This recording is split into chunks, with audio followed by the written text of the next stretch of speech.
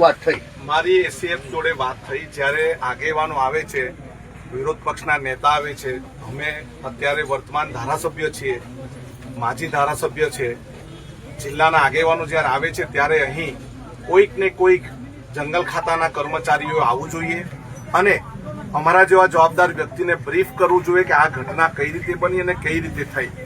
અને અહીંના આગેવાનો દ્વારા, બહેનો દ્વારા પણ જાણવા મળ્યું કે એસીએફે અમારી સાથે ઘર્ષણ કર્યું અને અમને ધાક ધમકીઓ પણ આપી છે.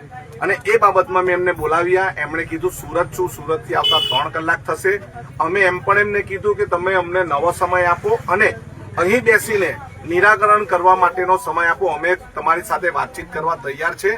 અને એમને અત્યારે પણ કીધું છે તમારા કોઈ આગેવાન નજીક હોય તો એમને પણ મોકલો.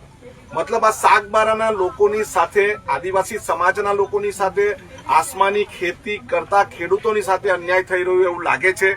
માત્ર ને માત્ર રાજકીય કાવાદાવા, રાજકીય સ્ટન્ટ માટે અને પોતાની વોટ બેંક સાચવવા માટે અહીંના ખેડૂતોને હેરાન પરેશાન ભારતીય જનતા પાર્ટી કરે છે એવું લાગી રહ્યું છે. ભારતીય જનતા પાર્ટીના જે 2 નેતાઓ છે એ નાટક કરી રહ્યા છે.